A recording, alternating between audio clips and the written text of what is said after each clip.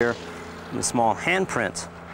The animal then was basically walking, much like a dog or a horse. It's probably a heck of a lot easier for it to do than for me because it was so much bigger. But there's a lot more we can know about dinosaurs besides just how this one animal walked. In fact, if we look at this whole slope, they're just covered with tracks. The whole ground was just trampled. And many of these iguanodon tracks, we'll notice, are all just going in the same direction. There must have been a herd of them just traveling together, walking on this beach 100 million years ago.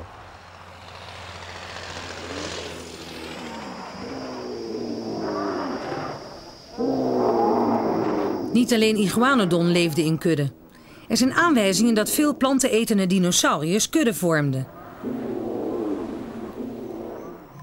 Een heel bekende planteneter had een totaal andere strategie. Vroeger werd aangenomen dat Stegosaurus de platen op zijn rug gebruikte om zich af te koelen. Dat deed hij door bloed naar de platen te pompen, zodat de overtollige warmte kon worden afgegeven. De bewijzen voor deze theorie zijn afkomstig van de platen zelf. Door de groeven liepen bloedvaten. Toch denkt men nu dat de platen een andere functie hadden. I got thinking about this and came up with an alternative idea. By increasing that blood flow, the plates would blush as a form of display against perhaps an attacker. We can imagine a scene in which an Allosaurus is coming through the forest and comes upon a Stegosaurus. The Stegosaurus turns its body, increases that blood flow. Suddenly the plates are standing out pink. If the Allosaurus got too close, the Stegosaurus could return its body and swing that tail. The animal was looking a heck of a lot bigger and a lot more vicious than the Allosaurus realizes.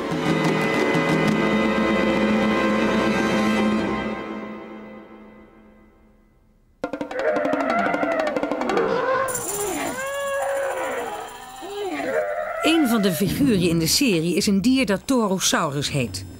Deze soort behoort tot een groep dinosauriërs met grote kammen of kragen op hun kop, die eruit zien als reusachtige schilden.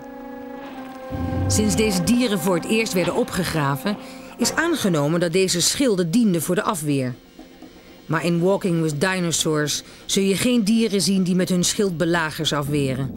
Omdat dit, zoals Peter Dodson uitlegt, klinkklare nonsens is.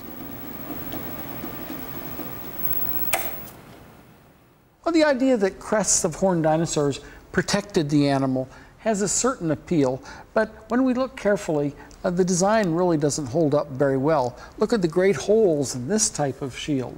What kind of protection would that be? The holes were covered in life with this skin, but still it was very thin. And I believe that males use these structures to compete with each other for females.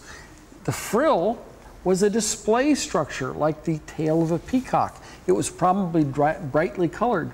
When the horned dinosaur dipped its head, the great expanse of brightly colored frill was a thrilling sight for a female. And males competed with each other for breeding rights. And so they joined their horns together and they fought, they struggled, they pushed and they shoved. The stronger bull exhausted the weaker one. And it was the victor that had the breeding rights.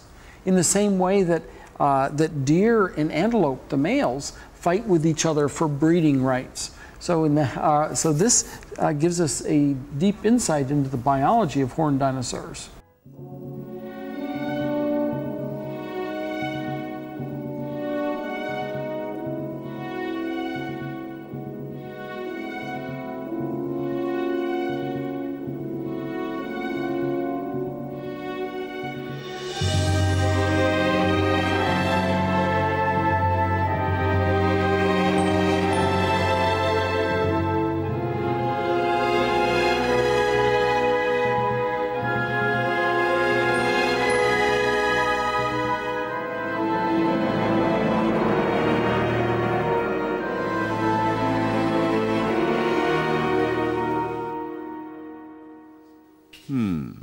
Who did I find it most difficult to work with?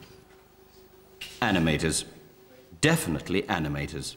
You know, chase this dinosaur, chase that dinosaur. You'd swear we couldn't act. It's so degrading.